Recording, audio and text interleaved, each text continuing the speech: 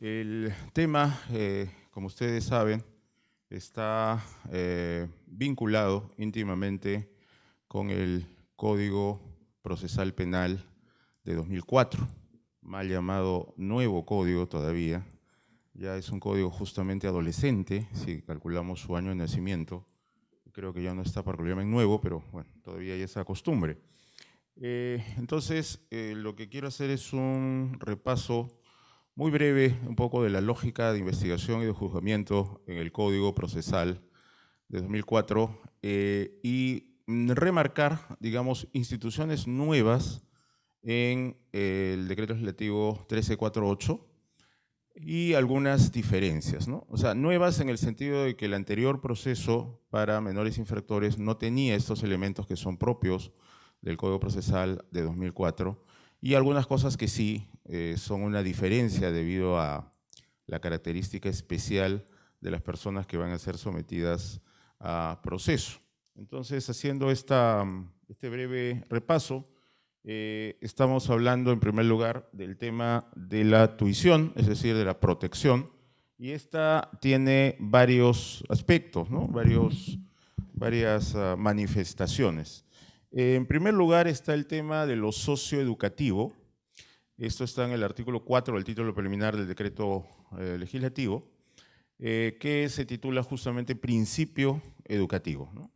La pregunta es si es que este principio educativo tiene o no un paralelo, tal vez el doctor Alcócer lo trate esto con mayor profundidad, en una exigencia que suele tener el Código Penal. Por ejemplo, esto lo ha desarrollado el profesor Percy García Cabero en el artículo que escribió en el libro Homenaje al doctor Hurtado Pozo. Él decía que la diferencia entre lo administrativo y lo penal, la sanción administrativa y la sanción penal, radicaba en que la sanción penal pretende una exigencia de validez en el sancionado, ¿no? Esto tiene que ver un poco con lo que Jacobs llamaba pues, el carácter dialógico de la pena. Al imponerse la pena se busca una suerte de reflexión en el sancionado, y la pregunta es si esa búsqueda de reflexión en el sancionado podría ser equiparada a una suerte de fin socioeducativo en el adulto. La sentencia del TC del expediente 010-2002 AI, que se hizo contra las normas antiterroristas de los años 90 del siglo pasado, decía que no, el fundamento jurídico 131 dice que el carácter resocializador de la pena no supone imponerle al sancionado una escala de valores que a lo mejor puede no compartir. Entonces, esta idea de que lo que ha hecho el delincuente es malo y que por lo tanto tiene que internalizar que lo que ha hecho es el mal para que se acerque al bien, dice este fundamento jurídico 131, no es el sentido de la resocialización que está en el 139, inciso 22 de la Constitución. Aquí hay una fórmula, digamos, más explícitamente correccional, ¿no? Esto de socioeducativo, principio educativo, daría a entender eso, ¿no? De que el menor tiene que reflexionar sobre lo que ha hecho y, digamos, corregirse, ¿no?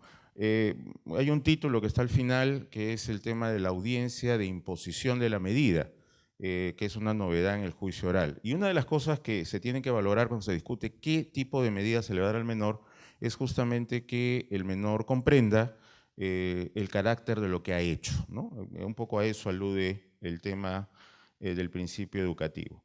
Luego, para los magistrados encargados de la reacción estatal frente al menor infractor, hay sin duda una invitación que yo quisiera hacerles.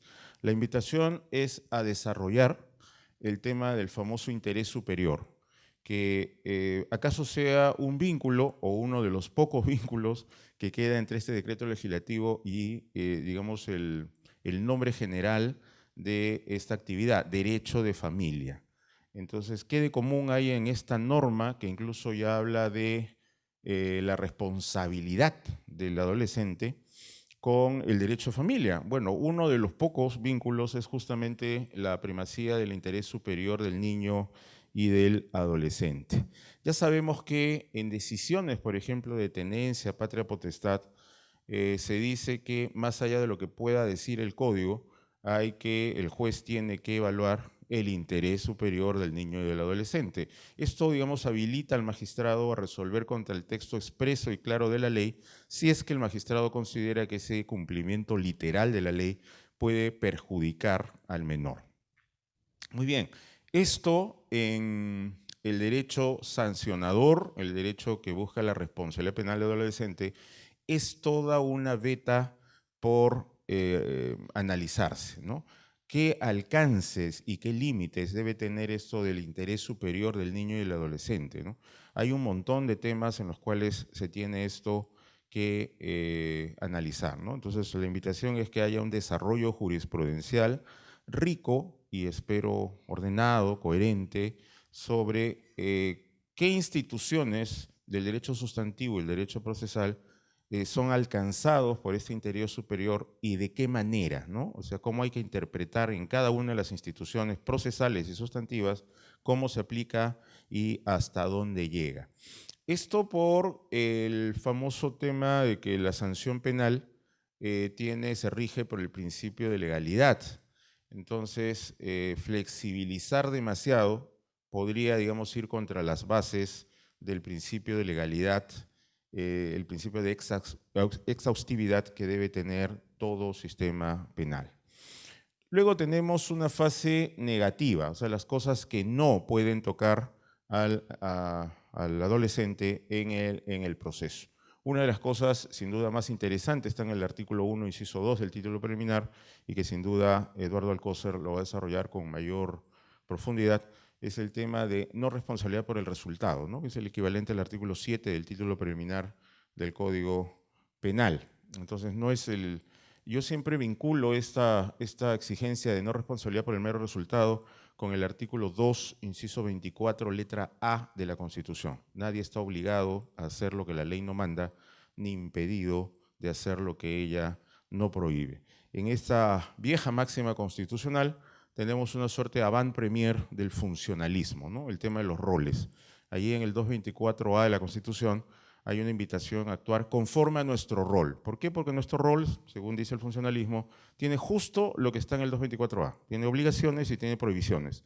Todo lo que no está dentro de las obligaciones y las permisiones, obligaciones y prohibiciones queda en las permisiones. Y las permisiones son lo que el funcionalismo llama las conductas neutrales. Entonces, hay que ver si es que el adolescente infringió sus obligaciones o sus prohibiciones y solo eso le puede causar responsabilidad. No el solo hecho de que se haya producido un resultado desdichado, ¿no? Como la muerte o como una lesión o como la pérdida de un patrimonio. La sola producción de ese resultado no puede generar responsabilidad. Es cuando ello está acompañado de una vulneración de prohibiciones y obligaciones. Luego está el tema de la no interpretación contraria. Y este es un tema lamentable. Aquí ha habido hierros hasta del Tribunal Constitucional. La no interpretación contraria de la norma, o sea, buscar la mejor interpretación de la ley, ha sido llamado bárbaramente, incluso por sentencias del TC, como indubio pro reo constitucional. El indubio que está en la Constitución es el tema justo de la interpretación y no el tema de la duda sobre las pruebas. Entonces hay dos indubios. El indubio desarrollado por la doctrina y por algunos derechos constitucionales, que es que si los hechos son dudosos o la prueba es dudosa, se debe resolver a favor del procesado.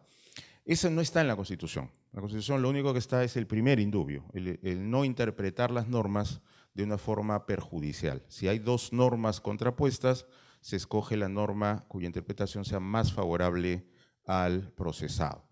Entonces, lo que no se ha reparado es que el segundo indubio aquí en esta lista, el indubio sobre los hechos, la prueba es dudosa, no se consagró porque en la época de la redacción de la Constitución estaba vigente el Código de Procedimientos Penales, y el Código de Procedimientos Penales decía que el juez resolvía con criterio de conciencia. Es decir, ante dos pruebas contrapuestas, ante dos pruebas que dicen cosas opuestas, el juez resolvía con su nariz. O sea, lo que le olía, ¿verdad? Eso, ¿no es cierto? Y no tenía que explicar por qué, ¿no es cierto? De repente había un testigo de cargo que ofrece una presencia del reo en el lugar de los hechos y hay un testigo de descargo que garantiza una coartada. ¿A cuál de los dos le creo? Bueno, no había un criterio con el viejo código, ¿no? Porque es criterio de conciencia. Criterio de conciencia, traducido al castellano, juez cree a quien te dé la gana. Punto. Ya. Ahora no, ahora hay que usar la lógica, las leyes científicas y las máximas de experiencia, y con eso es que el juez debe tratar de decir cuál de estas dos fuentes de prueba contrapuestas dice la verdad. Y si es que no lograra dilucidar cuál de ellas miente y cuál dice la verdad, entonces ahí se resuelve a favor del procesado. Eso no está, repito, en la Constitución. Lo que está es interpretación contraria, no interpretación contraria. En caso de que el sentido de la norma sea dudoso, se resuelve sobre el significado o sentido o interpretación más favorable al reo. Eso es lo que está en la Constitución. Siguiente página, por favor. También hay tuición como especialidad, ¿no? Y la tuición o protección como especialidad tiene tres manifestaciones. Entonces, primero como fuero, pero esta protección como fuero, como sabemos, cuando entra ya en vigencia todo el 1348, va a referirse solamente a los de primera instancia, ¿no? Sabemos que segunda instancia y Corte Suprema se va a trabajar con las salas penales. De lo cual seguro, sin duda, Eduardo tendrá que decir algo bastante importante. Pero por lo menos en primera instancia tienen que ser magistrados especializados en temas de adolescentes. Luego también tuición como enfoque, y ahí hay 4 factores de enfoque que están señalados en el título preliminar, ¿no? Entre ellos el enfoque de género. Luego tenemos especialidad como capacitación, y así, por ejemplo, se dice que la policía tiene que ser capacitada expresamente en temas de menores infractores. O sea, no cualquier unidad policial puede estar a cargo de estos procesos. Y una institución que sí marca una diferencia frente a frente al proceso, digamos, común. Es el proceso de adultos. Es un acuerdo reparatorio que sucede, digamos, en una fase distinta al acuerdo reparatorio tal como está diseñado en el Código Procesal Penal. Y ahí se tiene que recurrir a un encargado, un funcionario, un profesional experto en el tema. Entonces también tiene que ser un profesional que esté capacitado para poder ingresar, digamos, a este ámbito y tomar decisiones alrededor de la problemática del adolescente. Bueno, pasando ahora al tema de la investigación, ¿qué rasgos comunes tenemos? La misma notitia criminis puede ser recibida por la policía, pero tiene que dar cuenta al fiscal, es decir, ya la policía no puede hacer investigaciones por su cuenta y solo dar al final una información al fiscal. No, desde que se toma la notitia criminis se tiene que contar con la intervención del fiscal. Y en ambos casos se tiene que hacer el despliegue del aparato tuitivo, ¿no? De todos los profesionales e instituciones que tienen que apersonarse a la causa para proteger los derechos del menor y darle el tratamiento especial que se requiere en el caso. Siguiente, por favor. En el tema de las diligencias preliminares se tiene la misma formulación del Código Procesal Penal, ¿no? Son para diligencias urgentes e inaplazables. Y se dice que duran 30 días, ¿no? En el Código de 2004 es 60 días por una reforma que hubo el 2013. Acá se habla de 30 días. Quería mencionar una problemática bastante común que hay en el Código Procesal Penal. Es el tema de si puedo continuar una vez que he acabado las diligencias urgentes e inaplazables. Según la letra del Código Procesal Penal y según también el 1348, no. O sea, si ya se agotaron las diligencias urgentes e inaplazables, se tiene que pasar a la siguiente fase, que es la formalización. Pero el tema es que, como vamos a ver después, con la formalización se produce el síndrome de Harry Potter. Y yo quería invitar a los señores jueces a que vean bien sus agendas, porque si se va a formar el mismo cuello de botella que se está formando en los juzgados, que están viendo el Código Procesal Penal, entonces sería aconsejable, obviamente bajo decisión de la prudencia de los señores jueces, que se evalúe, permitir que el fiscal siga investigando, ¿no?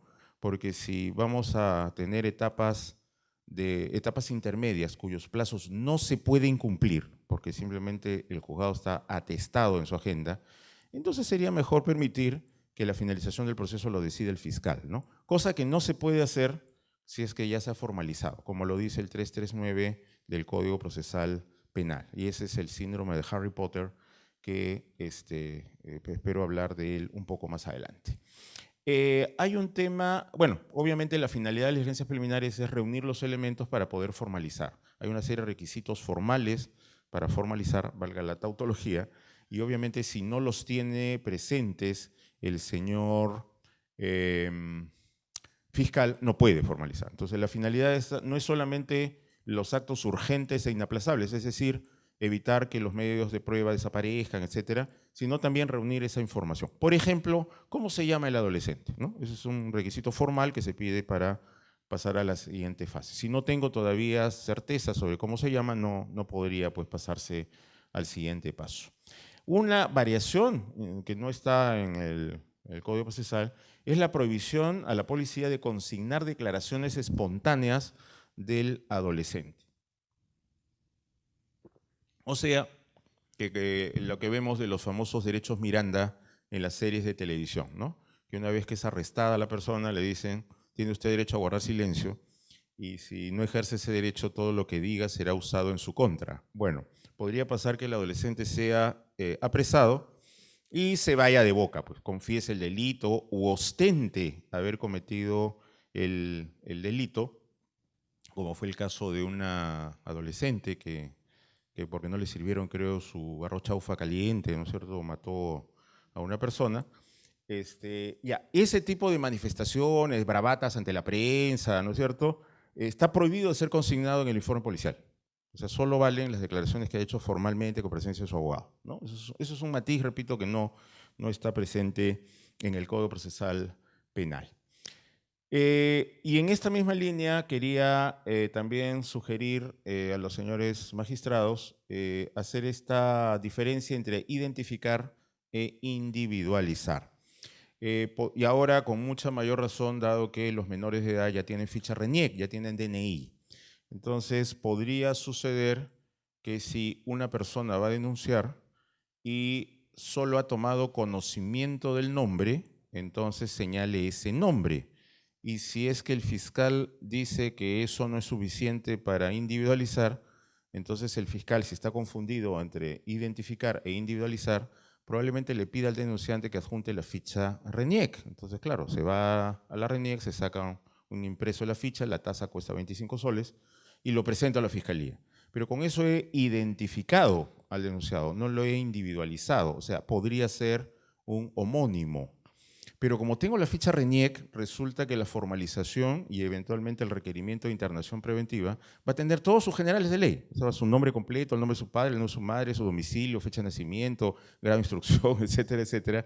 Pero todos esos datos no corresponderían necesariamente a la persona que habría cometido el delito. Entonces no tenemos que estar seguros solo de que se cuenten con las generales de ley, sino que se tenga certeza de que ese ser humano es el que habría eventualmente cometido el delito. Ha pasado, en 1993 pasó con un pintor que era homónimo de uno de los perseguidos por el caso del Banco CCI del Perú. Y resulta que cuando lo capturan, el señor dice, es un error porque yo no he hecho ningún contrato con el Banco CCI del Perú. Y le leyeron la ficha de RQ. Era su nombre, sus dos nombres, sus dos apellidos, el nombre de su papá, el nombre de su mamá, su estatura, su grado de instrucción. Y bueno, lo que pasaba es que había sido identificado, pero no individualizado. Una norma común con el Código Procesal Penal es que los errores de identificación no causan una nulidad del proceso, se subsanan dentro del propio proceso. Entonces, mucho cuidado con declarar fundada de oficio una cuestión previa si es que se descubre que el nombre no está perfectamente precisado. Si no está correctamente precisado, el Código Procesal Penal y el Decreto Legislativo 1348 son unánimes. Ya, precísalo aquí, en el proceso, ¿no? Haz los actos necesarios para que aquí quede precisado. Entre otras cosas porque, como sabemos, existe una institución que se llama el ne bis in idem procesal. Si se llega a clausurar el proceso porque no estaba correctamente identificado, después el fiscal logra individualizarlo y vuelve a instaurar el proceso, correctamente el adolescente podría decir, no, un momentito, yo ya tuve un proceso, ¿no es cierto? Que todavía no tenía mi nombre completo, eso es lo de menos. Yo, este ser humano, ya fue procesado, no me pueden volver a procesar por exactamente lo mismo, ¿no? Entonces, por eso es que los dos códigos tienen esa precaución. Si hay algún problema de identificación, no hagas el burocratismo de anular para que esto vuelva a fase de investigación. No, aquí, en el proceso, aclara, ordena que se hagan las diligencias necesarias y ahí se precisa. Bien, ya para la formalización son los mismos supuestos del 336 del viejo código, ¿no? Se tiene el nombre completo del procesado, o sea, ahí ya es no solo individualizarlo, sino identificarlo, el nombre del agraviado si se cuenta con él, las diligencias que deben actuarse, cuáles son los elementos de convicción que sustentan, etc. Las partes pueden participar en las diligencias, eso es común a ambos códigos, pero hay una norma contradictoria.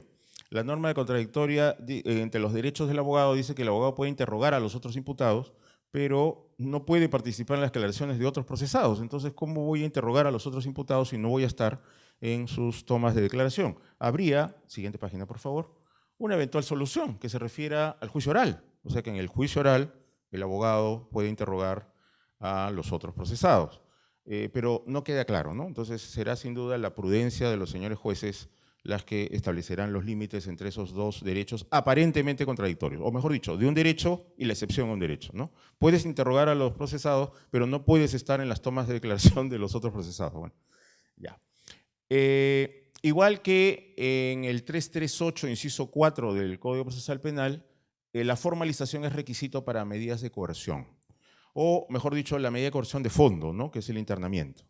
Obviamente para una aprehensión en flagrancia, que también es una medida de coerción, no es necesario, pero ya sabemos, la detención en flagrancia dura muy poco, ¿no? De inmediato entra una fase de control judicial, igual que en el Código Procesal Penal.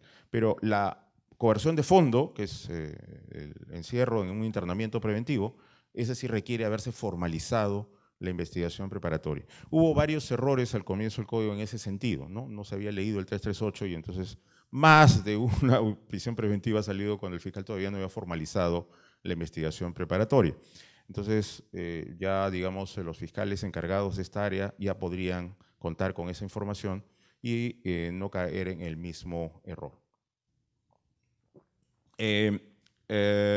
Bien, existe también una forma de tutela que eventualmente haría ya inútil los procesos constitucionales, ¿no? Habeas corpus y amparos ya no serían necesarios, sino que la función del juez de la investigación preparatoria del niño y del adolescente puede cumplir ese rol, ¿no? Que es proteger los derechos del menor. Y con una ventaja sobre el juez constitucional. La ventaja es que este juez sí conoce los autos, ha sido comunicado de la formalización y por lo tanto es más cercano, puede entender mejor de qué se trata el pedido de tutela del adolescente. Hay el mismo efecto Harry Potter y la misma suspensión del plazo prescriptorio que hay en el 339 del Código Procesal Penal. El efecto de Harry Potter, como todos sabemos, Harry Potter era un aprendiz de brujo. Y el síndrome del aprendiz de brujo es que el aprendiz de brujo sabe cómo comienza el hechizo, pero una vez que lo comenzó, ya no sabe cómo detenerlo. Bueno, eso es lo que le pasa al fiscal. Quien formaliza, quien toma la decisión de la formalización es el fiscal. Pero a pesar de que él inició la formalización, él ya no puede cerrar la formalización. Tiene que recurrir al juez. Y esto es lo que forma un cuello de botella en la justicia de adultos. Se ha llegado a reportar, salvo mejor información del ETI y del Poder Judicial, año y medio. O sea, entre que el fiscal da el pitazo final de la investigación hasta que se haga la audiencia de etapa intermedia, se ha registrado en varias provincias del Perú año y medio, 18 meses en que en el proceso no se va a hacer absolutamente nada, porque solamente se está esperando que el señor juez tenga fecha en su agenda para hacer la audiencia de etapa intermedia. Entonces, si se van a formar colas así, caramba, ¿no? Creo que habría que ser un poquito más flexibles con el fiscal que no pasa de diligencias preliminares a formalización. Porque si el caso se va a archivar, es mejor que el fiscal pueda tomar la decisión de archivo y no que se tenga que hacer una cola de espera muy larga, ¿no? Por supuesto que si no hay este problema de cola de espera, sí, habría que ser más estricto con el fiscal para que formalice con lo cual ya el fiscal pierde la potestad de archivar la causa. Ahora tiene que recurrir al juez. ¿Por qué? Por el mandato del 139 de la Constitución. Si el juez concuerda con el requerimiento fiscal, se produce un sobreseimiento. Y según la Constitución, el sobreseimiento tiene valor de cosa juzgada. El archivo fiscal no. Salvo la excepción de Chaucatemoche, que todos sabemos, ¿no es cierto?, el precedente del año 2008, que dice que si el fiscal archiva porque considera que el hecho no es típico, eso equivale, tiene el mismo efecto de una cosa juzgada sin serlo. Pero no necesariamente el fiscal archiva porque el hecho es atípico. Entonces, para los otros supuestos sí será importante que haya un pronunciamiento jurisdiccional que clausure el caso porque le va a dar valor de cosa juzgada. Y esta institución nueva que tantos problemas y discusiones ha generado en la justicia penal de adultos, la suspensión del plazo de prescripción. Sobre ello, bueno, ya ha habido acuerdos plenarios claros sobre el tema, pero aún así hay algunos órganos jurisdiccionales que se niegan a acatar, digamos, esta pauta, que no es una interpretación, es lo que está así literalmente en la norma. Esta es una suspensión distinta, la del artículo 84 del Código Penal, es diferente. La del 84 se hace por imposibilidad. Esta no, esta suspensión no es por imposibilidad de continuar o de iniciar. Esta es una suspensión por el plazo razonable que necesita el fiscal para desarrollar el proceso. Porque se supone que el plazo prescriptorio es el término que tiene el fiscal para iniciar la causa, o sea, para postular la causa. Si dijéramos, no, a ver un momentito, el plazo prescriptorio es 5 años, ya. ¿Qué quiere decir que el plazo prescriptorio sea 5 años, como lo es para los delitos más graves? En este caso, ya sabemos, el 1348 dice que en los delitos menos graves es 3 años el plazo prescriptorio. Si dijéramos, es 5 años, pero fiscal, pobre de ti que formalices a los 4 años, 11 meses, 29 días. Y el fiscal dirá con espanto, ¿por qué? Pobre de mí, señor juez, porque al día siguiente va a prescribir. A ver, un momentito. ¿No era que yo tenía 5 años para formalizar la acción penal? Sí. Entonces, ¿cómo es que si lo formalizo dentro de los 5 años, al día siguiente prescribe? No, pues, fiscal, es que, caramba, calcula tu tiempo, pues, o sea, formaliza al año 3, al año 2, ¿no es cierto?, para que el proceso pueda desarrollarse hasta el año 5. Entonces, el fiscal tendría todo el derecho de decir, bueno, entonces la norma es hipócrita, entonces en realidad no tengo 5 años. En realidad, pues tengo 3 años o 2 años, ¿no es cierto? O sea, que la norma se sincere. Pero si la norma me está dando 5 años, eso quiere decir que yo estoy legitimado para incoar el proceso a los 4 años, 11 meses, 29 días. A partir de ese momento, tenemos que dar un plazo para que el proceso pueda desarrollarse. Ya. Eso es el plazo de suspensión, que es, repito, otro plazo de suspensión, no es el del 84. Ya sabemos que las últimas corrientes de los procesalistas abominan de eso de decir que las normas procesales son de segunda categoría, porque algunos penalistas han dicho, no, el Código Procesal Penal no puede establecer otro plazo o otro supuesto, perdón, de suspensión. Y uno pregunta, ¿y por qué no? Porque es una norma adjetiva y no tiene nada que ver, o sea, es igual de norma, no es una norma de segunda categoría porque es una norma procesal. Así que una norma, una ley con rango de ley, ha establecido otro supuesto de suspensión. Bien, no hay una cosa parecida al 144 en la ley, en el decreto legislativo 1348, pero sí hay una remisión, como sabemos, supletoria. ¿Cuál es el tema del control de plazo y si se aplica supletoriamente el 144? El 144 del Código Procesal Penal es la ley del embudo. ¿En qué sentido? Habla de caducidad. Dice que los plazos establecidos en el Código son plazos de caducidad. Se vence el plazo dado por la ley y ya termina la potestad o el derecho de hacer lo que yo podría haber hecho dentro de ese plazo. Pero eso dice el inciso 1 del 144. El inciso 2 del 144 dice, sin embargo, las normas que regulan los plazos de jueces y fiscales solo generan responsabilidad disciplinaria. Entonces, tengo 30 días para hacer mi investigación. ¿puedo seguir haciendo actos de investigación después del día puedo seguir haciendo actos de investigación? Y ahí aplicamos la poría del Chavo del Ocho con la chilindrina y los perritos. No sé si ustedes se acuerdan, ¿no? Qué bonitos perritos, ¿no? ¿De qué raza son? ¿Cuál? ¿El grande o el chico? El grande, dálmata. ¿El chico? También. ¿Y se comen toda su comida? ¿Cuál? ¿El grande o el chico? El grande, sí. ¿El chico? También. Ya. Tengo 30 días para hacer la investigación preliminar. ¿Puedo hacer investigaciones o actos de diligencias preliminares? Depende. ¿Antes de los 30 días o después de los 30 días? Antes de los 30 días, sí. Y después de los 30 días, también. ¿Por qué? 144, inciso 2. Si a mi fiscal se me vence un plazo, no quiere decir que ya no puedo hacer lo que tenía que hacer dentro de ese plazo.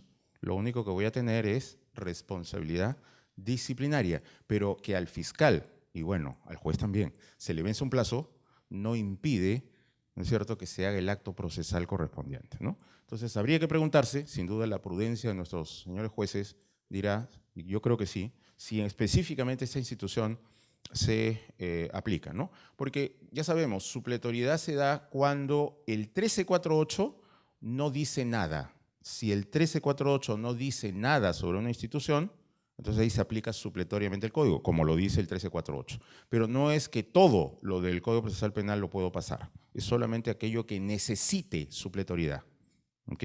Entonces hay silencios tácitos y silencios explícitos. Eso lo tiene que determinar la prudencia de nuestros jueces. Entonces, un juez podría razonar y decir, no, el 144 no se aplica supletoriamente. ¿Por qué? Porque va contra la naturaleza de un proceso contra adolescentes. Podría decir eso el señor juez, ¿no? O podría decir, no, realmente, ¿qué pasa si al fiscal se le pasó el plazo? Tengo un control de plazos y, en efecto, pues al señor fiscal se le pasaron hace 15 días los plazos. ¿Cierro el proceso? ¿Sobreseo la causa? ¿O solamente remito copias a control interno? ¿No? Entonces el juez podría decir, bueno, para mí sí, es aplicable supletoriamente el 144. ¿No? Bueno, entonces dejo planteada la pregunta. Sobre la internación preventiva, que equivale pues a la prisión preventiva, hay plazos similares al 272, 120 días para casos simples, 150 para casos complejos. Los plazos para adultos son en meses mucho más altos. La prolongación sí es exigua en relación con el 274. Casi todos los supuestos del 274 prolongación son igual al plazo, ¿no? O sea, serían 120 días más, 150 días más. El 1378 solo da 15 días más. No sé si la verdad si los plazos reales y las agendas reales de jueces y fiscales den para que se pueda hacer algo significativo en esos 15 días. Pero bueno, es la voluntad del decreto legislativo. Siguiente, por favor. Ya estamos por cerrar. Prevé la pertinencia del adolescente a una organización criminal. Ese es un supuesto de prisión preventiva de adultos. Entonces, la verdad, no se ha desarrollado mucho y, de hecho, un alumno de la universidad está desarrollando esa pregunta de si hay bases para imputar que un menor de edad es integrante de una organización criminal y bajo qué supuestos, teniendo en cuenta el tema de la culpabilidad disminuida que Eduardo nos va a tratar en algunos minutos.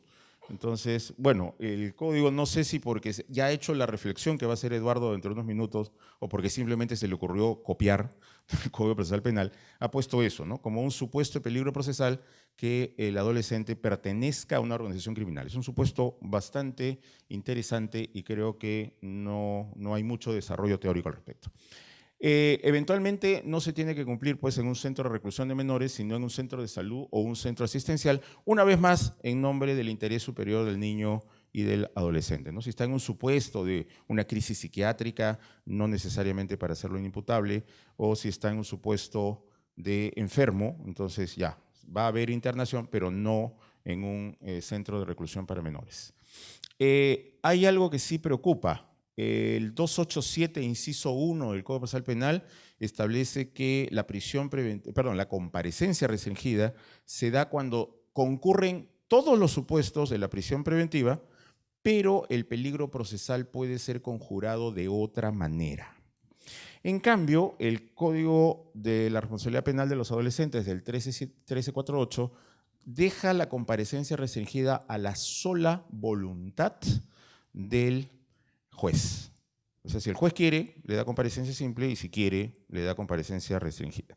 Esto puede tener problemas de revocación si el adolescente no asiste o se manifiesta, digamos, rebelde ante el proceso, el Código de Adultos dice que si tiene comparecencia simple, lo máximo que puede hacer el señor juez es ordenar su comparecencia grado fuerza para que venga a las diligencias. Si es comparecencia simple, el juez jamás podrá variarle a prisión preventiva. ¿Por qué? Porque si este cristiano está en comparecencia simple es porque no concurren los supuestos de la prisión preventiva. Y si no concurren esos supuestos, por más malcriado que se porte en el proceso, no puede hacerse la variación. En cambio, en comparecencia restringida, sí. Si el procesado no cumple las reglas de conducta, su sanción es una variación a prisión preventiva. ¿Por qué? Porque los requisitos de la prisión preventiva y de la comparecencia son exactamente los mismos y la única diferencia es que, dice el 2871, el peligro procesal puede ser conjurado de otra manera. Ya, esa distinción no está en el 1348. Entonces, por lo tanto, en los dos casos podría haber la variación, solamente en uno, ¿bajo qué bases? ¿No es cierto? Eso es un poco peligroso. Ante esta imprecisión del 1348, sin duda se requiere que la prudencia de nuestros jueces haga las precisiones del caso.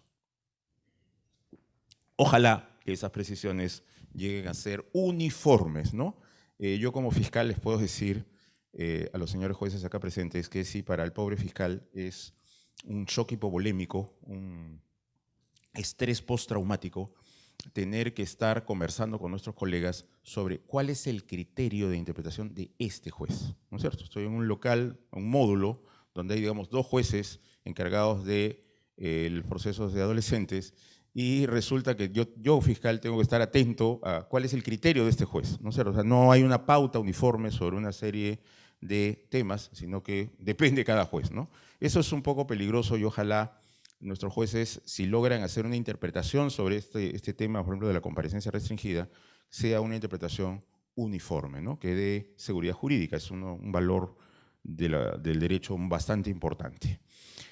El derecho del abogado a aportar medios de investigación está también en el Código Procesal Penal, pero el Código Procesal Penal tiene un matiz, tiene un añadido que no se ve en el 1348. Entonces también cabe la pregunta, ¿eso es de aplicación supletoria? En mi opinión sí, pero dejo planteado el tema. ¿Qué es 337 incisos 4 y 5?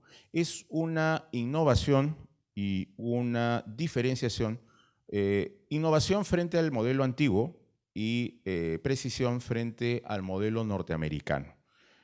Hay una serie de operadores que creo que se han inspirado más en la televisión, o sea, han visto demasiado La Ley y el Orden, Criminal Minds, ¿no es cierto? De ahí creo que han sacado el hecho de que cada parte hace su investigación. Y en Estados Unidos, en efecto, es así. De hecho, algunos estados de Estados Unidos, si uno es un procesado pobre, no es solamente que el Estado me ponga un abogado, también me pone un detective privado, pagado por el Estado. Ya, ¿para qué es ese detective privado? Para que haga mi investigación. Si yo como procesado, por ejemplo, quiero demostrar una coartada, hay que hacer investigación, hay que reunir documentos, reunir testigos, ya. En Estados Unidos eso se hace con un detective privado. Él se encarga de hacer mis actos de investigación. En Perú no. En Perú, para el proceso de adultos, se establece que la parte que requiere un acto de investigación no es que la haga por sí mismo, se la pide al fiscal. Y bueno, ya sabemos, los fiscales son... Ay. ¿Qué pasa si el fiscal es terco? Dice, no. Por ejemplo, repito, coartada. ¿No es cierto? ¿Cuál es la coartada? Hay un testigo de cargo que dice que el señor procesado estaba en el lugar de los hechos a pocos segundos antes o minutos antes de ocurrido el delito. O sea, es un indicio antecedente de presencia, como dice la teoría de la prueba. Ya está. Pero el señor procesado quiere defenderse con una coartada. ¿Cuál es su defensa? No pudo haber estado en el lugar de los hechos. ¿Por qué? Porque en ese momento, desde 4 horas antes hasta 2 horas después, yo estaba en el Hotel Pecados de Puente Piedra, yendo de acá es pasando el penal, viniendo del norte es antes del penal, margen izquierda, yendo de acá para allá. Es una letra P, es una letra K y un número 2, PK2. Estaba con Susi. ¿Y quién es Susi? Susi es una venezolana que hace masajes tántricos. Ya. Entonces, ¿qué le debo pedir según el 337, inciso 4 al fiscal? Señor fiscal, oficie al Hotel Pecados para que traiga una copia certificada del registro de pasajeros donde deje constancia que yo me inscribí para entrar al hotel con Susi. Una copia de la cámara de seguridad del lobby del hotel donde se ve que ahora está, yo estaba ingresando con Susi y que a tales horas más tarde estaba saliendo con Susi. Y luego el testimonio de Susi. Susi no tiene factores de incredulidad subjetiva, no es mi amante, no es mi enamorada, no es mi esposa. Tenemos una relación comercial, así que Susi no tiene una razón especial para mentir a mi favor porque no es nada personal mío, ¿no es cierto? La única relación que ha habido entre ella y yo, la única relación, es estrictamente profesional, ¿no es cierto? Ya. Y el fiscal, terco, dice, no cito, no oficio. Entonces, 337, inciso 5, recurro al juez, ¿no es cierto? Me quejo al juez de que el señor fiscal está entorpeciendo mi derecho a la prueba, mi derecho a aportar medios de prueba, ¿no es cierto? Entonces, si el señor juez ve, en efecto, que se está vulnerando el derecho a la prueba del imputado, ordena al fiscal que haga esos actos de investigación, ¿no? Esa es una cosa bien bonita del 337, incisos 4 y 5, pero no hay una correlación de eso en el código. ¿Por qué es importante eso? Por el problema de la unidad de actuados. O sea, si se sigue el método del 337, incisos 4 y 5, todos los elementos importantes para la causa, sean a favor o sean en contra del procesado, van a estar en un solo lugar, el expediente fiscal. Entonces, la ventaja de respetar 337, incisos 4 y 5, es que no va a haber actuaciones sorpresivas, alegatos sorpresivos, medios de defensa sorpresivos. Todo está en el expediente. Entonces, quien recurra al expediente fiscal tendrá allí toda la fuente de información que sea pertinente para el caso. El otro método, el norteamericano, es un poco desorganizado, pero tiene lógica, porque para ellos la investigación es desformalizada. La investigación no es una etapa procesal, no se ejerce derecho de defensa ni cosa por el estilo. Entonces, claro, si nuestra investigación fuera así, tendría sentido que con su detective privado cada parte haga su investigación. Pero si nosotros estamos teniendo un control judicial bastante estricto desde la fase de investigación, sí es importante que el juez pueda tener todos los elementos reunidos en un solo lugar. Y ese lugar es la carpeta fiscal, ¿no? Que, repito, puede tener todo si es que se trabaja con la lógica del 337, incisos 4 y 5. Entonces, un planteamiento es también para que los señores jueces consideren la aplicación y exigencia de estos dos incisos del 337 con esa finalidad. Creo que todos salimos ganando, ¿no? El abogado del adolescente sale ganando, el fiscal sale ganando, el juez sale ganando, todos tenemos fuentes de información unificadas. Sobre la etapa intermedia, una novedad del código que se repite aquí es sobreseimiento con acusación vigente. Antes estábamos acostumbrados a que el sobreseimiento fuera cuando decaía por alguna razón la acusación. Acá no. El fiscal está acusando y a pesar de eso, de que el fiscal está acusando, el juez puede sacar un auto de sobreseimiento, ¿no? Es una suerte de sobreseimiento novedoso. También una cosa que se toma del viejo código es la acusación con variabilidad de calificación. O sea, puedo cambiar la calificación que di en diligencias preliminares y que di en investigación preparatoria. O sea, puedo haber dicho fraude, puedo haber dicho en las diligencias preliminares, puedo haber dicho en la formalización estafa y ahora en la acusación puedo decir apropiación ilícita, con una condición, que los hechos sí sean los mismos, ¿no? Si los hechos son parte de un mismo relato, que no ha variado el relato, la calificación puede variar. Siguiente, por favor. Otra cosa interesante es que en etapa intermedia se habilita para que recién se soliciten medidas de coerción. O sea, no tienen que ser al comenzar el proceso, cuando el adolescente acaba de ser arrestado en flagrancia, no. Puede ser que recién en etapa intermedia el señor fiscal solicite estas medidas de coerción y eso también se toma del código, ¿no? El código tiene exactamente la misma pauta. Dos cuestiones especiales, o sea, que no están en el Código Procesal Penal, sino que son temas especiales. El tema de la participación de los padres, o sea, hay que convocar a los padres del adolescente junto con su abogado, etcétera, etcétera, etcétera. El problema que yo veo es el tema del abandono, o sea, habría que analizar si es que el hecho de que el adolescente haya podido llegar a cometer infracciones de la ley penal significa que está en abandono, ¿no? He podido notar en algunos magistrados, por supuesto no los acá presentes, otros magistrados, una suerte de desidia sobre eso, ¿no? O sea, el señor el adolescente es un pequeño asesino de 7 personas y sigue teniendo la patria potestad de parte de sus padres, ¿no? Lo cual definitivamente hay algo que está yendo mal, ¿no? No digo que todos los casos, los adolescentes que infringen la ley penal significa que sus padres lo tienen en abandono, pero hay que ver ese caso por caso.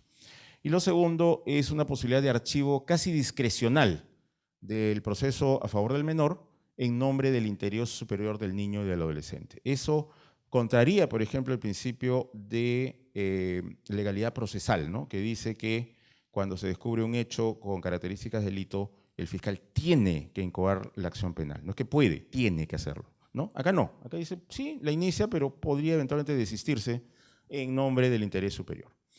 Para el juzgamiento hay una diferencia, es el tema de las actuaciones no públicas, ¿no? El juicio oral no es público. Entonces, esto por la protección, obviamente, de los datos personales y la situación y la dignidad del menor. No se establece permisión de preguntas sugestivas. El Código Procesal Penal, en efecto, también prohíbe las preguntas sugestivas, salvo en el contrainterrogatorio. Pero esa precisión de que salvo en el contrainterrogatorio no está sucediendo en el 1348. Entonces, la pregunta es si esto se refiere solo al interrogatorio y no al contrainterrogatorio, ¿no? Ese es un tema bastante interesante.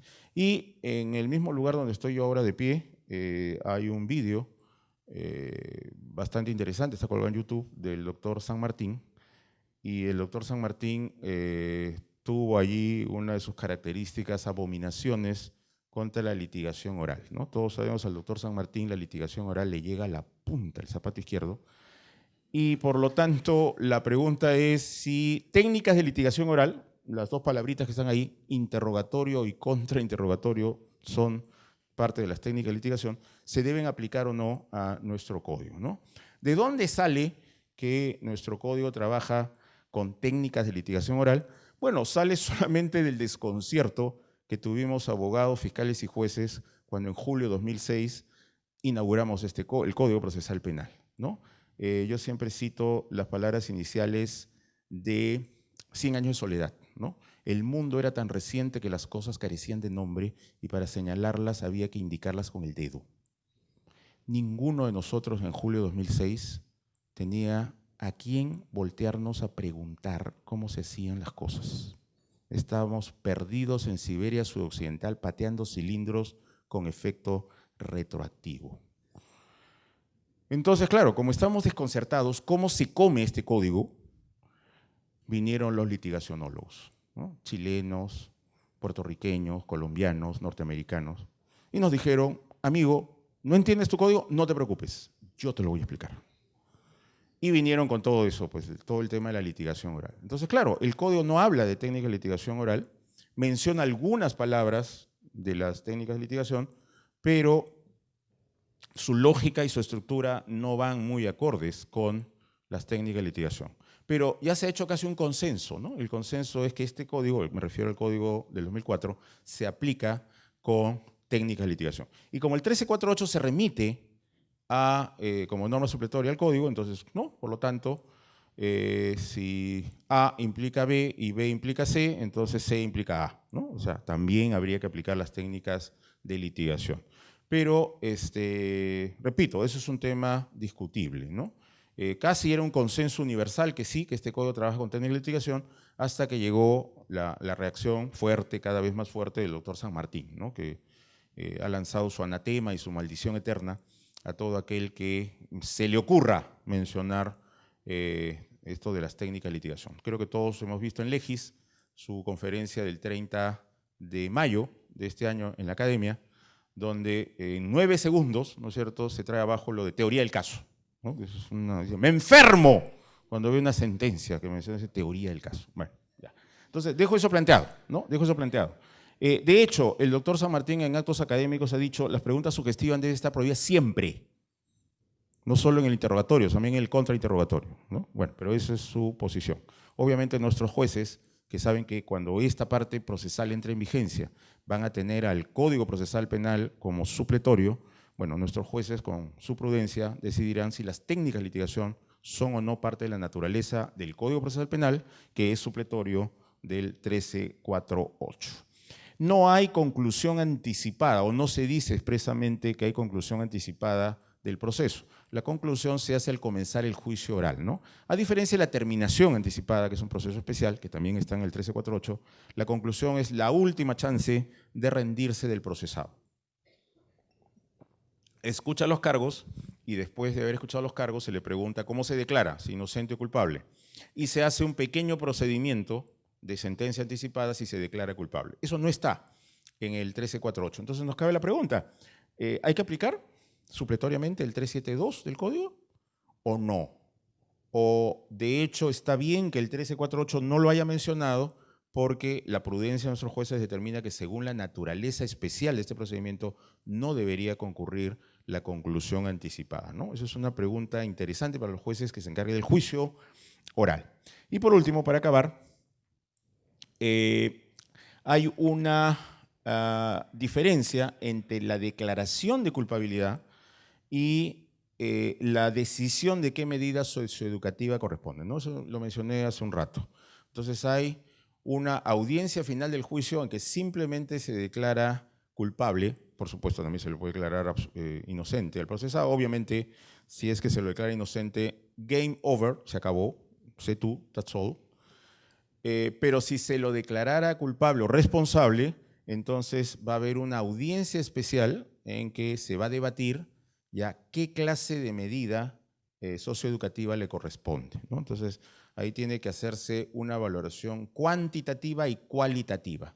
La cualitativa es cuál es la medida que merece o requiere según las características del hecho que cometió, y cuánto, ¿no? Por cuánto tiempo va a durar esa medida socioeducativa correspondiente, ¿no? Y entonces acá tenemos una suerte de flexibilización del principio de legalidad, ¿no? No es que necesariamente va a recibir una pena tal o cual, sino que ya hay que valorar otro tipo de temas de la situación especial de un adolescente, ¿no? Entonces, este es el maravilloso mundo que nos espera cuando la parte procesal de la 1348 entre plenamente en vigencia, ¿no? Y una vez más mi invocación para que los señores magistrados sepan llenar estos vacíos con prudencia, con seguridad jurídica y siempre en aras del interés superior del niño y del adolescente. Muchas gracias.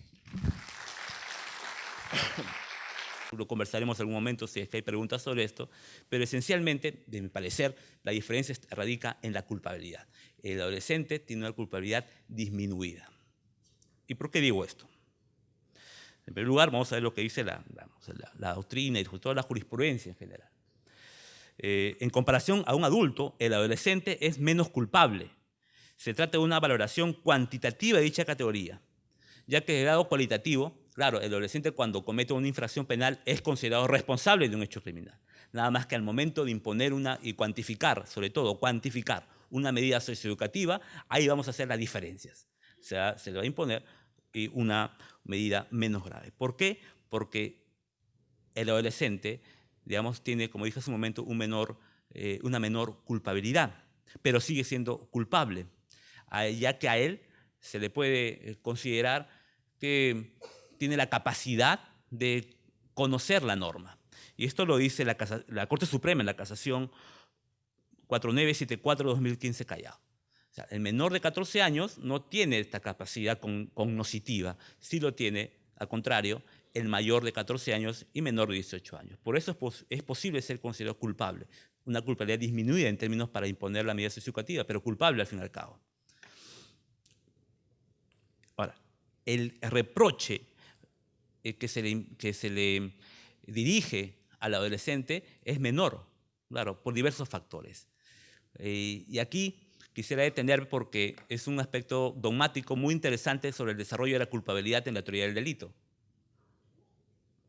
porque si hace 120 años se hablaba de la culpabilidad en términos caracteriológicos como la actitud interna en contra del derecho o el ánimo delictivo, entonces bajo este concepto de culpabilidad, tanto el adulto como el adolescente tendrán un similar grado de reproche por la actitud interna.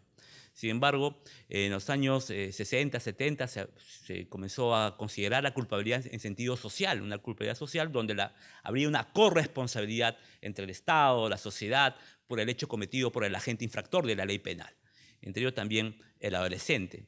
Bajo esta línea uno puede decir pues, que el adolescente en cierta medida también tiene una culpabilidad disminuida porque el Estado y la sociedad no le han brindado las condiciones necesarias para que oriente su conducta en torno al derecho.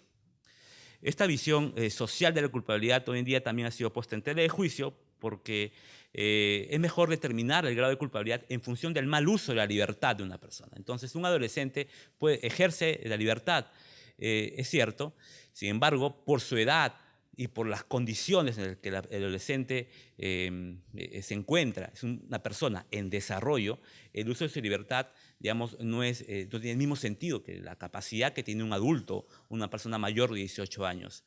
En esa medida, hay una menor exigibilidad de un comportamiento conforme a derecho en torno al adolescente en comparación a un adulto. Entonces, si la culpabilidad es exigibilidad, como señala el profesor Silva Sánchez, en el caso del adolescente hay una menor exigibilidad de un comportamiento conforme a derecho por su edad, características peculiares. De lo expresado anteriormente, se desprenden las siguientes ideas. En tanto el adolescente es culpable, entonces puede ser destinatario de normas. Si también hay un concepto ya, digamos, bastante aceptado en la doctrina y en la jurisprudencia que la culpabilidad es reproche. Reproche es desaprobación, cuestionamiento. ¿Y a quién se le puede reprochar? ¿A quién se le puede cuestionar? A alguien que puede conocer el mensaje que se le dirige con la sanción. Si es que la culpabilidad es reproche, entonces el adolescente tiene esta capacidad de aprender del mensaje que se le dicta con la sanción y también del mensaje que el legislador establece a través de las normas que debe también obedecer el adolescente como persona en sociedad. Al ser destinatario de normas, se puede desaprobar entonces la realización del adolescente de conductas antinormativas. La culpabilidad, además, aprecio, de acuerdo a lo que estamos viendo, es graduable en razón de los factores psicológicos, biológicos, contextuales que hacen menos exigible un comportamiento conforme a derecho en torno al adolescente, ¿no? La culpabilidad es graduable. Esta expresión, tal vez lo puedo decir de manera rápida, pero en la doctrina ha sido también bastante cuestionada, incluso en el derecho penal de adultos, que la culpabilidad no se gradúa. Sin embargo, aprecio que, y una muestra de esto, lo tenemos en el código que estamos ahora analizando y también en el viejo modelo, ¿no? Donde hay una menor responsabilidad del adolescente, ya que es menos culpable en comparación a un adulto en el marco de del derecho penal que le corresponde. Al tenerse en cuenta la edad del agente infractor, la culpabilidad no solo se basa en el hecho, sino también en las características del autor. Y repito, un modelo de derecho penal propio de un Estado social y democrático de derecho debe ser un modelo que responda a sancionar al hecho cometido y también a tener en consideración las características del autor. Esto tanto en el derecho penal de adultos como en el derecho penal de adolescentes infractores, sobre todo en el derecho penal de adolescentes infractores. Lo que se cuestiona es que se sancione solamente en el hecho o solamente por las características del autor. Eso es cuestionable. O como también se habla en la doctrina, lo que debe ser dejado de lado es el famoso y cuestionado derecho penal del ánimo, sancionar a alguien por lo que parece ser y no por lo que hizo o por lo que es. Existe otro principio reconocido en el Código, el principio del interés superior del adolescente. Un principio que, como ya dijo el doctor Chinchay, merece desarrollo, ya que, en buena cuenta, uno podría conceptualizar el mismo atendiendo que aquellos funcionarios o servidores que van a establecer la responsabilidad o, en este caso, las sanciones a imponer, deben tomar en consideración los derechos que les corresponde a un adolescente y deben orientar aquellas medidas hacia su socialización o su resocialización. Deben garantizar este principio, y sobre todo esto se ve considerado en la necesidad hoy en día que establece el Código de que se emitan informes de equipos multidisciplinarios y también la obligación que tienen las autoridades de evaluar estos informes de los equipos multidisciplinarios, porque van a tomar en consideración las características del agente infractor, su particular característica. Otro principio que se reconoce en el Código es el principio de la proporcionalidad. Se dice en el artículo 11 del título preliminar que la proporcionalidad no solo se relaciona a las circunstancias y gravedad de la conducta, sino también a la particular situación y necesidades del adolescente infractor. Ese es un interesante artículo porque nos lleva a un concepto abierto de proporcionalidad, porque tradicionalmente este principio se basaba en que la sanción debe ser proporcional al hecho cometido.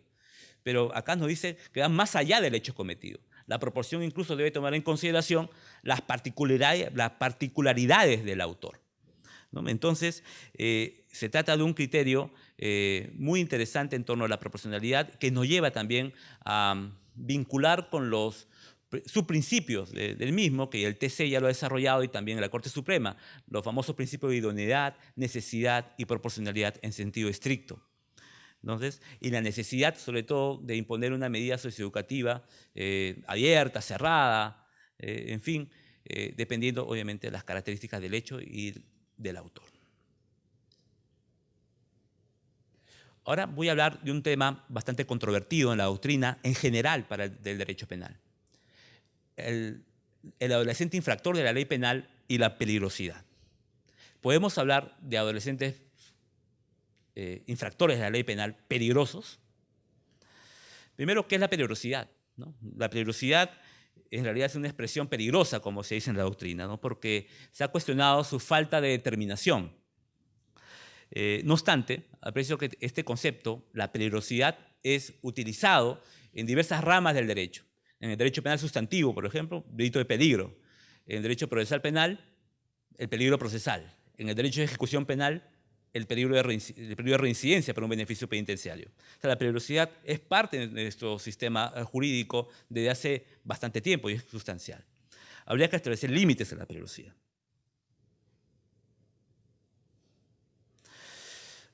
En cuanto a lo que nosotros nos toca comentar, lo que vamos a desarrollar es el concepto de peligrosidad o discutir acerca del concepto de peligrosidad criminal. O sea, aquella cualidad que tiene una persona de quien se espera vaya a cometer en un futuro un hecho de carácter criminal. Han habido, sobre todo en la literatura anglosajona, diversas posiciones para hacer un pronóstico de peligrosidad. Se han ensayado criterios estadísticos, médicos, hasta se ha llamado a la intuición, como el profesor Chinchay mencionaba al inicio, la intuición, el considerar a alguien peligroso por algunas consideraciones deleznables, como lo físico o como lo social o económico. Y todas estas posiciones han sido obviamente criticadas, ya superadas por un concepto normativo de la peligrosidad. Determinar la peligrosidad en base al hecho cometido por el agente, no por lo que parece ser, sino por lo que hizo, esencialmente. Y una muestra en el código del adolescente infractor de la ley penal que estamos comentando también recoge expresiones propias de un derecho penal de la peligrosidad, es lo que tenemos en el artículo 162, inciso 2 del mencionado código. Cuando se desarrollan los presupuestos para la aplicación de la medida de internación como medida socioeducativa, se dice en inciso 2, cuando el adolescente infractor haya incumplido injustificada y reiteradamente las medidas socioeducativas distintas a la internación. O sea, se impondrá la medida de internación cuando haya esta reiteración de medidas socioeducativas distintas a la internación. Además, puede imponerse una medida de internación cuando ocurre la reiteración en la perpetración de otros hechos delictivos cuya pena sea mayor a 6 años en un lapso de 2 años. Entonces, se utiliza expresiones como la reiteración, que no es otra cosa que una muestra de peligrosidad de la gente, de quien se espera vuelva a cometer hechos criminales. Pero ¿qué se entiende por reiteración? ¿Qué se entiende por reiteración? Por lo menos en el Código para Adultos se habla de la reincidencia y nos establece ciertos parámetros objetivos y subjetivos. En este caso, no se habla del género. En realidad, en la doctrina, doctrina penal se considera la reiteración como un género y como expresiones de un derecho penal, digamos, la peligrosidad. En el campo de la reiteración tenemos a la reincidencia, la habitualidad, incluso el concurso real de delitos. Son formas de reiteración. Pero aquí el legislador ha utilizado esta expresión sin darle un contenido propio, ¿no? Entonces, de ley referenda, es una propuesta normativa, postulo que deben establecerse criterios objetivos y subjetivos para considerar que estamos ante un hecho criminal reiterado, ya que solamente de esta manera vamos a poder considerar que estamos ante un adolescente que comete una infracción penal peligroso. Por ejemplo, criterios objetivos, que hay una relación de injustos entre el hecho criminal previo y el nuevo hecho criminal cometido. Una relación de injustos. Si es que un adolescente comete, por ejemplo, es mujer, un autoaborto, como hay casos importantes en números, casos de autoaborto de adolescentes infractores, y luego cometa un tráfico ilícito de drogas, no hay ninguna relación de injustos para considerar que por el segundo hecho cometido exista un rasgo de peligrosidad en el adolescente que amerite una medida, por ejemplo, de internación, ¿no? Como ahora estamos comentando. De haber sí relación de injustos, por ejemplo, si es que anteriormente ha cometido un hecho criminal como lesiones y luego comete un robo. La violencia es intrínseca tanto en las lesiones como en el robo, lo cual permitiría dar ciertas pautas para establecer la peligrosidad de la gente. También criterios subjetivos, no dice nada el legislador, pero podría plantearse criterios subjetivos, que el hecho criminal previo y el nuevo hecho criminal cometido sean de carácter doloso, porque el dolo supone un enfrentamiento manifiesto al sistema normativo. Entonces, claro, si es que lo hace de manera intencional 2 o más veces, manifiesta peligrosidad. Además del tiempo, ¿no? Que el legislador lo ha indicado aquí en 2 años, pero debe establecerse unas pautas más generales para hablar de un concepto de reiteración, porque se utiliza no solamente en estos artículos, sino en otros.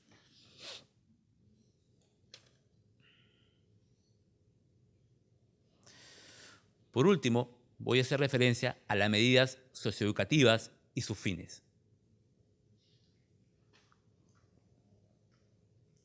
Se trata de medidas o sanciones. Las medidas socioeducativas pueden ser no privativas de libertad o medidas privativas de libertad. Ahora voy a hacer referencia en un momento. Pero antes, hablar del concepto. ¿Se trata de medidas o sanciones? Porque en un momento un sector de la doctrina cuestionó la utilización de la expresión medidas, porque debía entender que se tratan de imponer a sujetos quienes merecen un control, en tanto fuente de riesgos, ¿no? Y los adolescentes no tienen dicha condición en general, se afirma. Entonces, no son medidas, en realidad deben ser consideradas sanciones. Incluso en el decreto legislativo 1204, aquel que amplió en su momento el margen de las medidas socioeducativas de internación a 10 años, se las trató como sanciones. Y es importante que se la trate como sanciones, y yo recojo lo dicho por la Corte Suprema en la casación 3091-2017 Lima, porque el término sanción ayuda a entender que aun cuando los menores de edad se encuentren sometidos a una jurisdicción especializada, en realidad se trata de una responsabilidad penal, aunque atenuada respecto a los adultos, pero de la misma naturaleza, responsabilidad penal.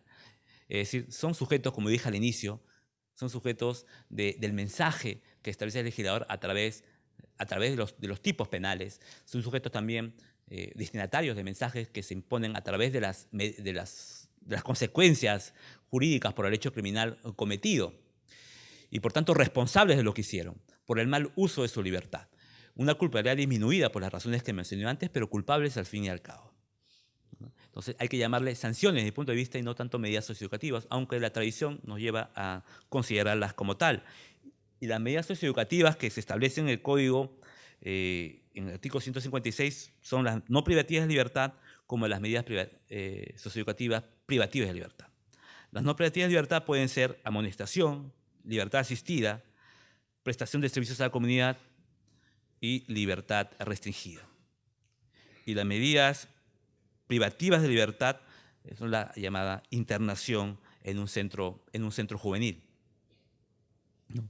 Que puede llevar hasta 10 años. Y como se sabe también, puede darse casos en los que un adolescente esté empezando digamos, a cumplir una medida socioeducativa de internación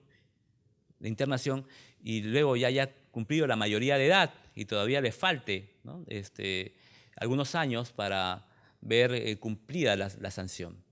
En estos casos, en nuestro país, el adolescente tendrá que cumplir dicha medida en el establecimiento penitenciario juvenil, salvo que, como usted sabe, manifieste actos de violencia, lo que algunos amigos que trabajan en centros juveniles me comentaban, manifieste peligrosidad, lo cual permitiría que estas personas puedan ser trasladadas incluso a Ancón 2, me parece, Ancón 2 en el anexo 3 de centros juveniles, donde puedan cumplir aquellos años que les faltan. Bueno, es otra muestra que estamos hablando aquí de personas culpables peligrosas, ¿no? Y que en todo caso merece discutirse su alcance.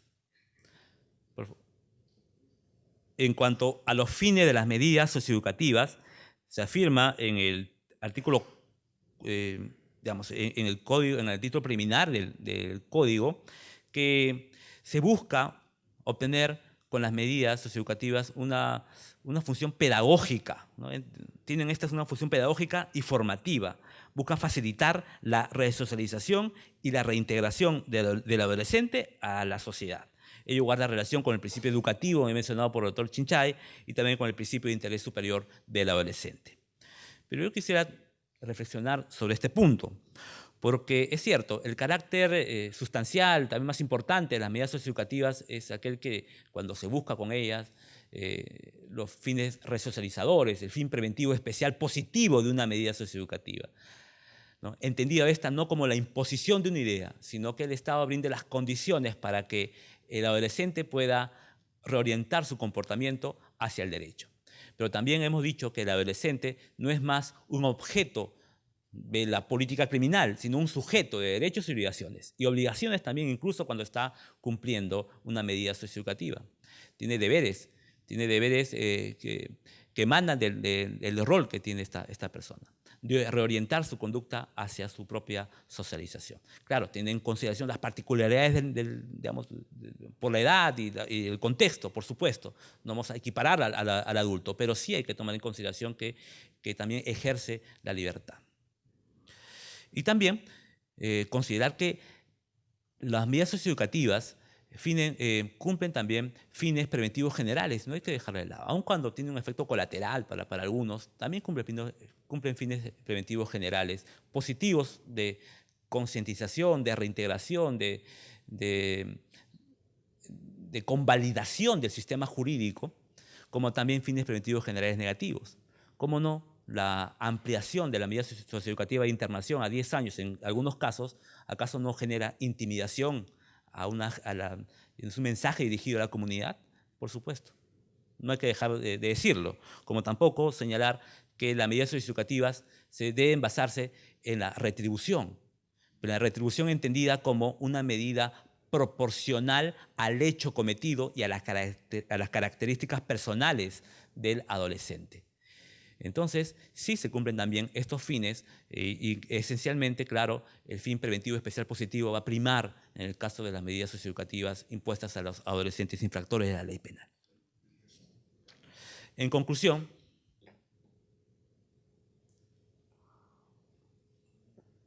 el derecho penal del adolescente infractor no solo es un tema actual, sino de enorme importancia para el sistema de justicia en nuestro país. Con la nueva normativa sobre la materia se busca superar los defectos del pasado, consolidando la idea de un adolescente infractor de la ley penal como sujeto de derechos y obligaciones. El reconocimiento de derechos y la plasmación de principios importa también el reconocimiento a esta especial forma de dar respuesta a un fenómeno criminal. En estos casos no debe imponerse una política penal expansiva, diría yo, sino una política que responda a la realidad, y también la dogmática debe ir de la mano. La dogmática penal de adultos ha tenido un desarrollo de 150 años muy interesante, muy debatido. Todos hemos estudiado sobre la dogmática penal de adultos y algunos aspectos que suponen garantías contendores del poder punitivo del Estado podrían ser trasladados en estos casos, como de hecho algunas normas así lo estipulan. Hay que hacer ciertas diferenciaciones, por supuesto, pero también hay que adecuar la interpretación que hagamos de las normas del Código a nuestra realidad y también a los principios que emergen de nuestra Constitución. Muchas gracias por su atención.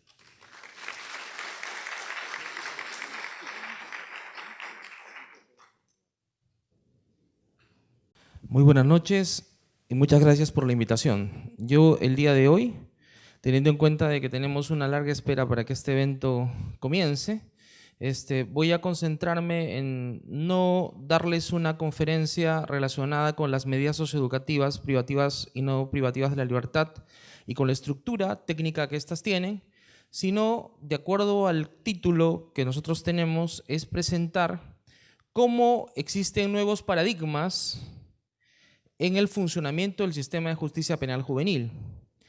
Y quería hablarles de lo siguiente. Primero, voy a hablarles, y un poco siguiendo la estructura del doctor Chinchay, de botellas y de vino. En segundo lugar, voy a hablarles de nuevos principios.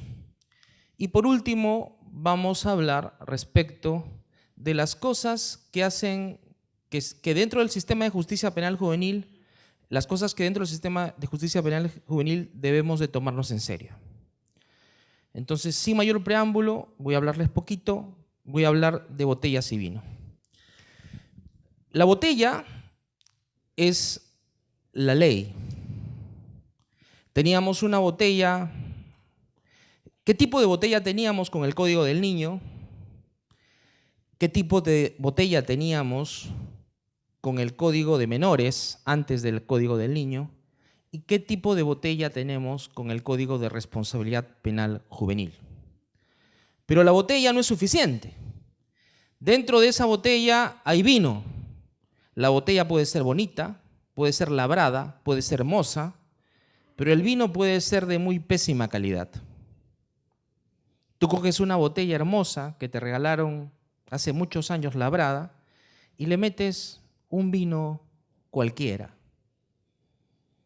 y lo guardas allí. Y luego se te hace vinagre.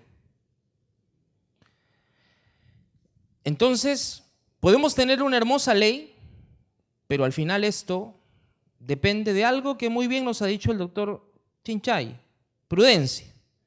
Prudencia no solamente de jueces, sino también de fiscales y de todos los operadores que funcionan alrededor del sistema de justicia penal juvenil. Porque esto no únicamente depende de jueces y fiscales, ni tampoco solo de policías. Acá incorporamos algo muy importante y que no tiene el sistema de justicia penal de adultos muy marcado. Respondemos a adolescentes no únicamente teniendo en cuenta el hecho ilícito que cometen, sino las decisiones que tomamos tienen que tener en cuenta, si bien es cierto, el hecho ilícito que cometen, deben estar adecuadas como un traje a la medida de él, sus circunstancias personales y familiares. Esto no significa que vayamos a tomar decisiones recurriendo a la peligrosidad y a los temas que podrían ser en los que podríamos deslizarnos, sino fundamentalmente a que con proporcionalidad debemos hacer que el sistema de justicia se humanice y sea una oportunidad para los adolescentes y, mejor aún, para nosotros y al sistema de justicia para hacer las cosas bien con estos chicos que en el fondo lo que está pasando con ellos es un síntoma de una enfermedad endémica que está ocurriendo en toda la estructura social. Anomia general a nivel estructural, familias disfuncionales, en la que el comportamiento que nosotros vemos es el resultado de todo esto. Entonces, ¿es importante la botella? Sí, pero mucho más importante es el vino. Y el vino se conforma por prácticas.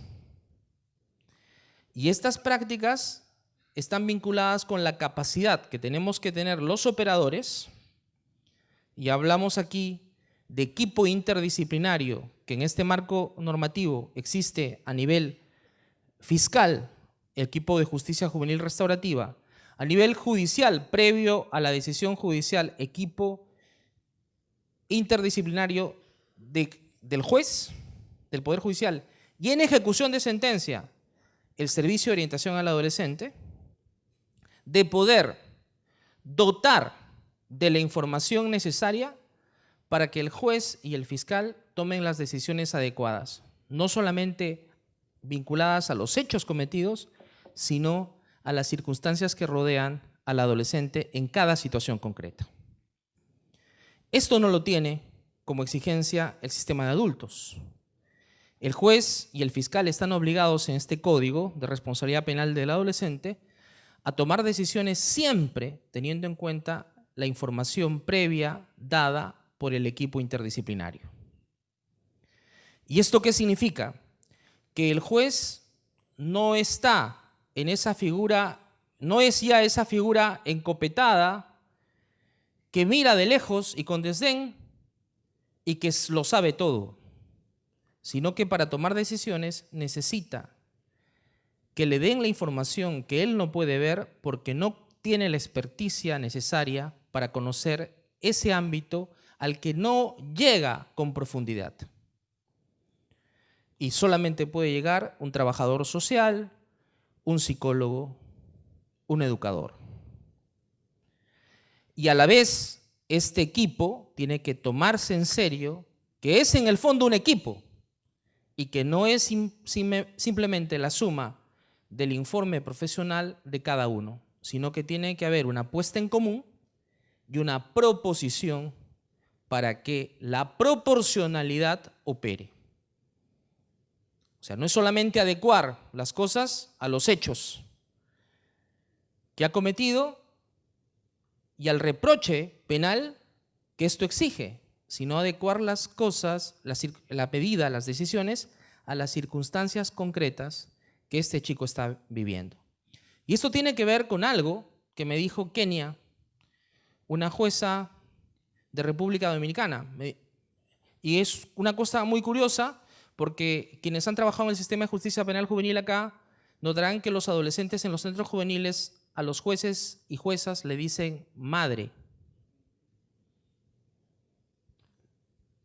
Y a los que van al Poder Judicial, van en condición de integrantes del Poder Judicial, también le dicen eso, ¿verdad? Ya. Entonces, Kenia me dijo lo siguiente. Me dijo, fíjate que he comenzado a reflexionar en relación a mis prácticas porque he pasado de ser juez de menores a ser juez de adultos y un día en una audiencia, uno de los muchachos que estaba allí me dijo, madre, felizmente tú estás aquí. Y sentí que había fracasado. ¿Y qué es lo que sucedía? En el sistema de adultos se encuentran con todos los adolescentes que han pasado por el sistema de justicia penal juvenil. Entonces, y ahí pasa mi segunda reflexión que tiene que ver con cómo manejamos los principios. Teníamos un modelo tutelar con el Código de Menores, hemos pasado a un modelo de responsabilidad con el Código de Responsabilidad Penal Juvenil, estamos pasando a un modelo con enfoque restaurativo y está apareciendo un enfoque también terapéutico, que no lo teníamos en las expresiones previas del sistema normativo. Y aquí lo que marca la pauta como principio de legitimidad es el principio educativo, del cual ustedes han escuchado. Y esto no es discrecionalidad, es básicamente el hecho de que yo no puedo sancionar si es que la sanción que voy a dictar no sirve para nada. ¿Y a qué me refiero? Me refiero concretamente a si la respuesta que se ha dado en el ámbito educativo, en el ámbito familiar, en el ámbito escolar, ya ha resuelto el hecho cometido, no tiene sentido que luego desde el sistema de justicia penal termine imponiendo una sanción que al final no va a tener ningún efecto. Solamente puedo sancionar si es que esto va a tener algún sentido. Y este principio educativo entonces justifica, legitima, y no puedo dictar ninguna medida que no sirva para nada.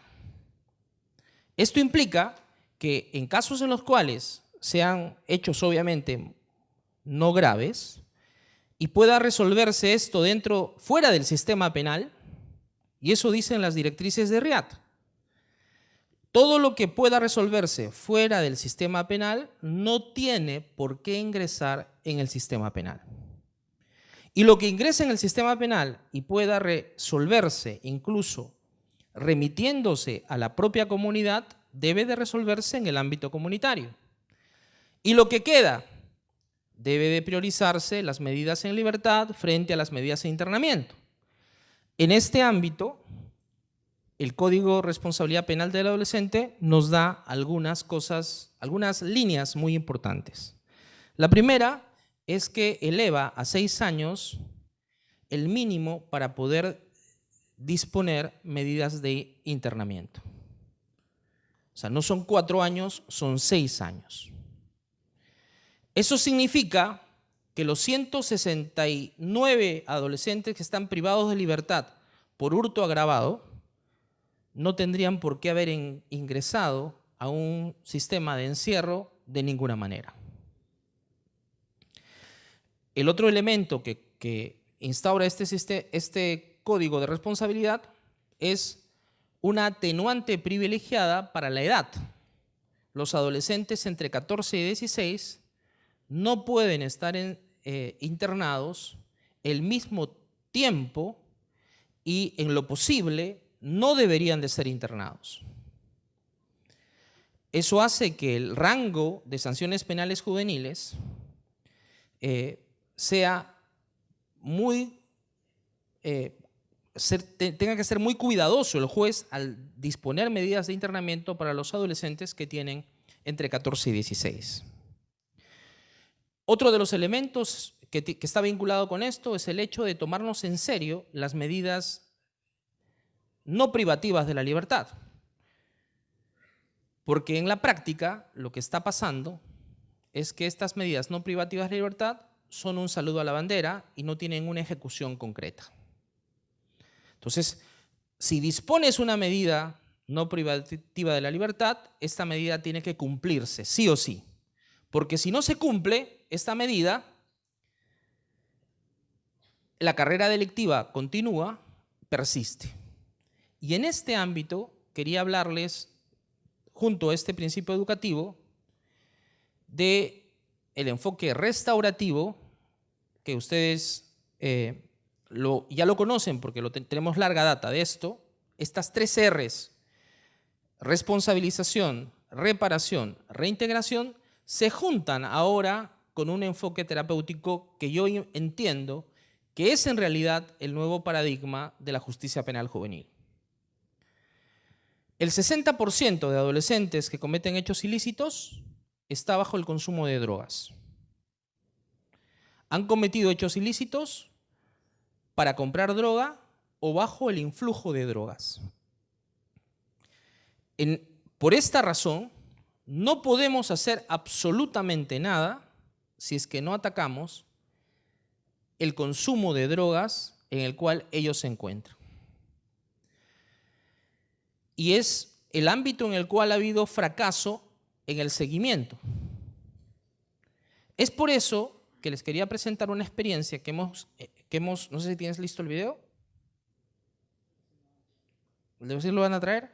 Ya me avisan entonces. Bueno, lo que hemos hecho es incorporar la justicia terapéutica dentro del ámbito de la justicia penal juvenil a través del control por audiencias del tratamiento terapéutico. ¿Esto qué significa? Que Dictada la medida socioeducativa y habiéndose identificado que el adolescente se encuentra consumiendo drogas, este consumo de drogas termina siendo, en la mayoría de las veces, o en todas las veces, un consumo problemático. Por eso tenemos que intervenir. Entonces lo que hacemos es,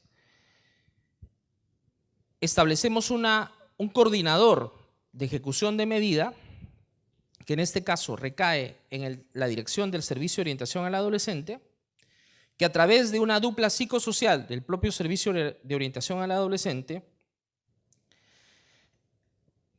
verifica que el adolescente tenga un tratamiento terapéutico en un centro de asistencia de salud, o sea, a cargo de un psiquiatra, un psicólogo. Y este tratamiento terapéutico, así como está, sería únicamente derivación. Pero no es derivación, sino que el juez se incorpora en el seguimiento. ¿De qué manera? A través de audiencias que tiene que realizar periódicamente para verificar si el adolescente está cumpliendo o no está cumpliendo el tratamiento terapéutico. ¿Y qué hemos conseguido con esto? Hemos logrado que los adolescentes puedan disminuir, ojo, disminuir el consumo o la ingesta de drogas considerablemente. Y en algunos casos, y tendríamos que confesar a esto, en algunos casos, incluso eliminar totalmente el consumo de drogas. ¿Y por qué les digo de que disminuir y es un éxito? Porque obviamente el proceso que tienen los adolescentes en la ingesta de drogas es bastante complicado, el dejar la droga.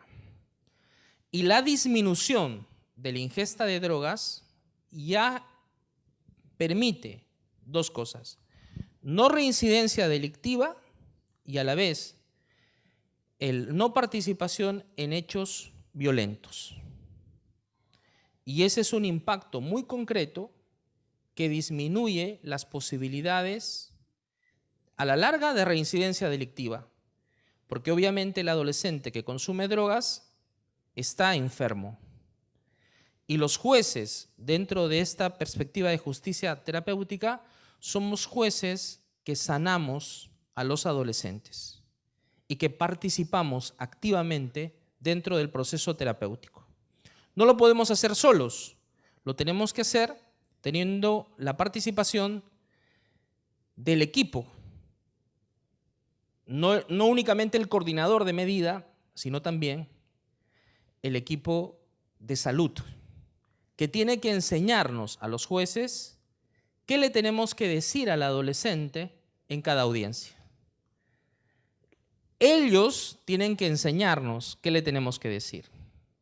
Y fíjense el cambio de un juez que supuestamente lo sabe todo a un juez que previo a una audiencia con un adolescente de seguimiento se reúne con el médico, con el psicólogo, con la trabajadora social, con el equipo interdisciplinario y recibe la información que necesita y juntos con el fiscal, con el abogado defensor, toman las decisiones para garantizar la adherencia al tratamiento terapéutico del adolescente.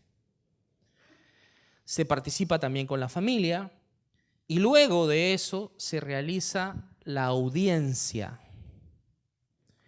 En esa audiencia se rompe este carácter de pugna entre el abogado defensor y el fiscal, porque todas esas discusiones ya se dieron en la preaudiencia.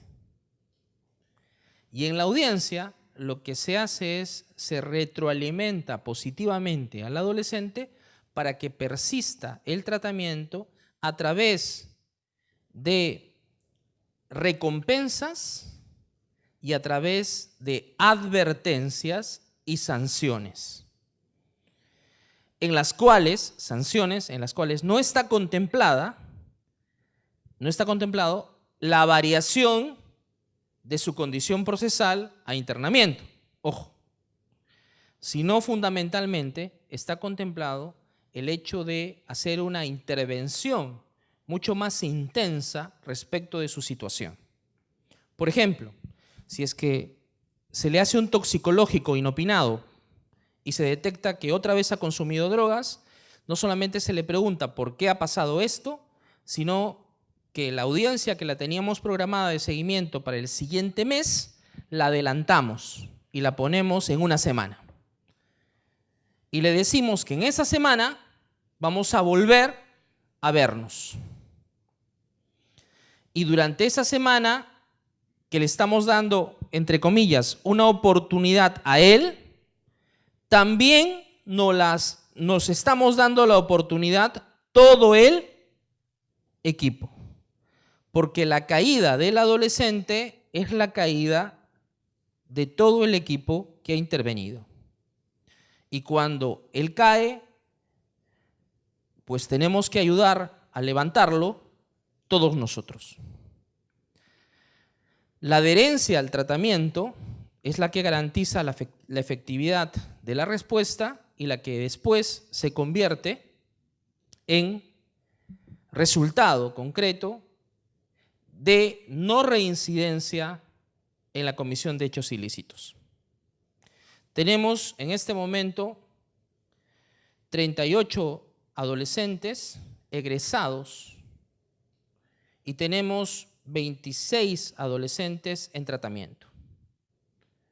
Hemos empezado desde el año 2016 y ahora tenemos el apoyo de la CICAT OEA, que ha aprobado el proyecto y nos ha permitido presentarlo en el Congreso Mundial de Justicia Terapéutica efectuado en Argentina, y ahora vamos a tener una réplica, ya porque tenemos el apoyo y el respaldo también del Consejo Ejecutivo, que ha aprobado esto como una propuesta que puede implementarse a nivel de cortes.